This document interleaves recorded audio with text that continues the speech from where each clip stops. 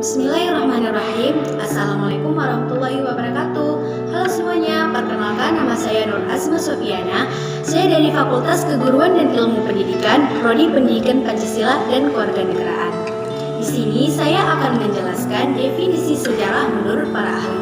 Sebelumnya, kata sejarah sendiri berasal dari bahasa Arab, yakni diambil dari kata syajaratun, artinya pohon atau silsilah regenerasi atau disebut juga silsilah manusia.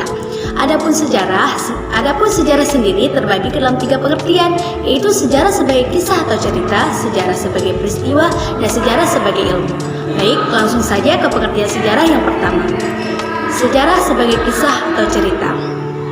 Salah satu ahli yang mengemukakan bahwa sejarah sebagai kisah atau cerita adalah William Henry Walsh atau W.H. Walsh.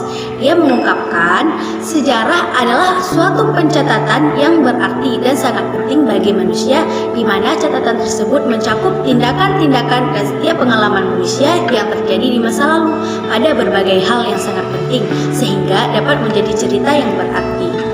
Sementara itu, menurut Harry Perren, sejarah dimaknai sebagai sebuah kisah mengenai berbagai peristiwa dan aktivitas manusia yang hidup dalam masyarakat. 2. Sejarah sebagai peristiwa.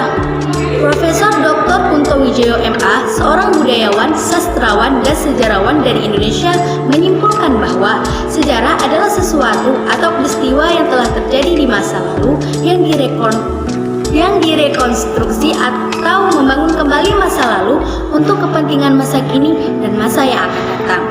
3. Sejarah sebagai ilmu. Banyak sekali dari para ahli atau sejarawan yang mengungkapkan definisi sejarah sebagai ilmu.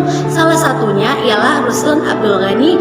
Beliau mengartikan sejarah adalah sebagai salah satu bidang ilmu yang menyelidiki secara sistematis keseluruhan perkembangan masyarakat dan kemanusiaan di masa lalu.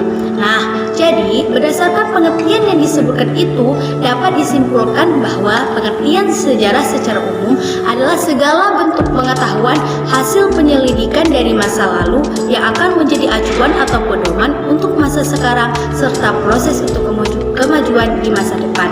Baik, mungkin hanya ini yang bisa saya paparkan di sini. Semoga bisa bermanfaat serta menjadi pembelajaran untuk saya pribadi dan juga untuk teman-teman semua yang menonton. Sekian dan terima kasih. Saya akhiri. Wassalamualaikum warahmatullahi wabarakatuh.